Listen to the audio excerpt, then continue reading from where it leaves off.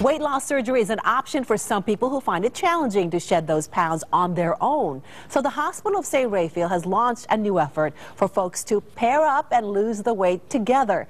It was a success story for couples like Janet and Kelly Curtis. Now this is a photo of them before the surgery. Take a look at them now. Look at them. Don't they look fabulous? Also with us is Dr. Jeffrey Nansom, a weight loss surgeon at the Hospital of St Rapheal. Welcome all of you to the show. It's great to have you. Thank you. Thank you. Just really quickly, how many pounds did you guys lose? About 100. About 90. 90 pounds. Yeah. All right, so Dr. Nansom, why launch a program aimed at putting together couples and other family members? Well, we've been doing surgery at St Rapheal's for weight loss for over a decade. We have about 4,000 patients in our database. And recently we've noticed that patients who go through this procedure together, they both choose weight loss surgery, sometimes different choice of operation, do better with weight loss than those that go through it individually. And so we looked at that, we looked back at our numbers, and there are other studies out there that show that even if just another family member, not necessarily the spouse, has surgery too, that they lose 30 or 40% more weight than if they did not.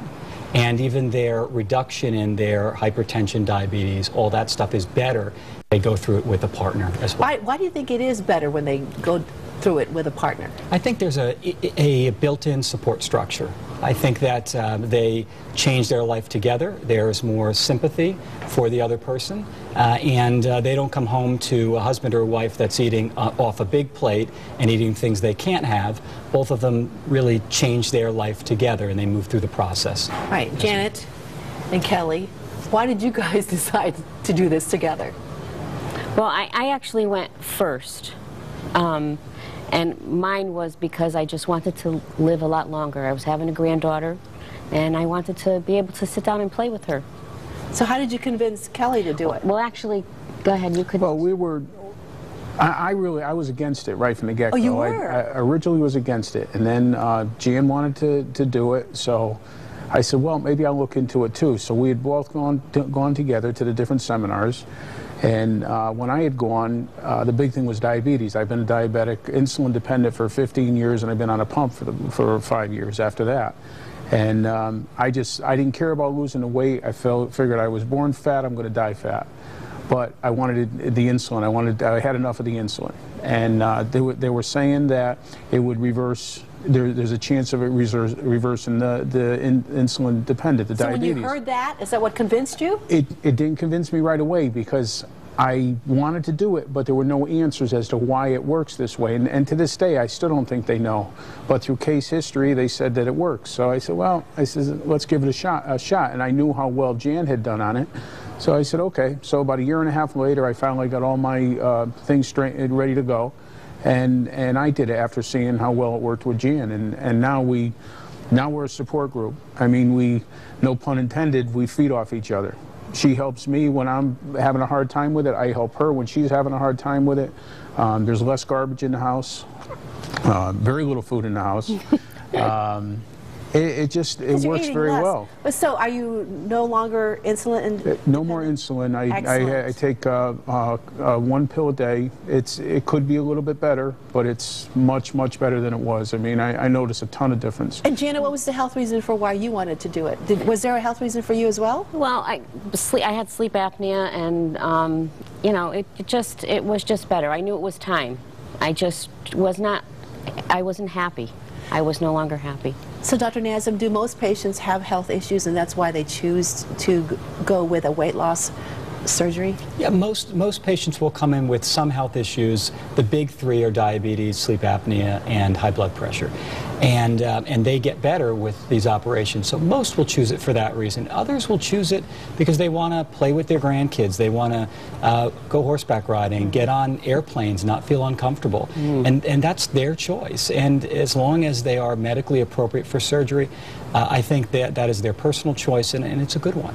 Now, they both chose to have a gastric bypass? No, they chose separate operations. Really? Explain. Yep, so Jan went with a gastric band. A band, and okay. Kelly went with a gastric bypass. Yeah. The band is an operation that really will wrap the top of the stomach. So when the food hits the top, it stretches a little, and then it feels as though the whole stomach is full, and they eat less. It's and that's very the simple. band that Janet went That's the with. adjustable band. The bypass is the most, I would say, aggressive of the weight loss operations, where we cut the stomach into the size of an egg, and we bring up a loop of bowel so that the food that is eaten doesn't get absorbed as well. So that operation tends to lose the most weight.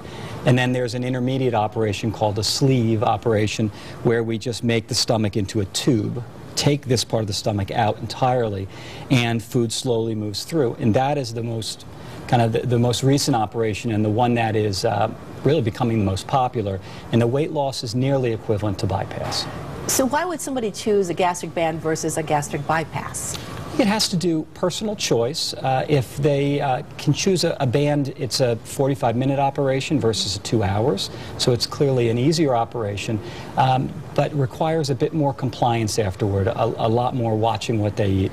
But if they are willing to do that, they can lose almost equivalent weight, and so it's a personal choice as well as a choice I'll make depending on their previous surgeries and their other medical problems. Well, who are the ideal candidates for this type of operation, weight loss surgery? I think anybody with a body mass index of over 40, in estimates about 100 pounds overweight. If you're about 100 pounds overweight, and you may or may not even need to have other medical problems to qualify, those are the folks we tend to see. And we'll meet with them, look at those medical problems, and make sure they have coverage for the operation. If they do, and they're appropriate, we'll offer it. All right, Janet, Kelly, how do you guys feel? Oh, great, like $1 million. Really? What Really. are you able to do now that you weren't able to do before? Walk up my driveway Seriously? without huffing and puffing. Yes. That's how bad it was for me. I can see my Kel- belt buckle. Haven't You can seen see it in your years. belt When I'm looking buckle? in the mirror, I could never see my belt buckle before. Oh, you look great, But both this of is you. the best Keep I up with felt the in good- 30 years. Yeah, keep up with it. Yeah. I know you have to. Thank you, yes. You still have to It's watch hard. what you eat. Every day it's hard. Right. It's a struggle. And I understand that there is a seminar, an upcoming workshop that's coming up, and that workshop for couples and families set for February 1st at 5:15 p.m. at the Cronin Auditorium at the Hospital of St. Rapheal. You can register by phone at this number, 203-789-6237, or online at www.srhs.org/weight loss seminars. Thank you all for being here and Thank sharing you. your story. Thank look you. great. Thank you. Thank you for having us. Dr. Nansen, we'll see you again. You got it. It's been a pleasure.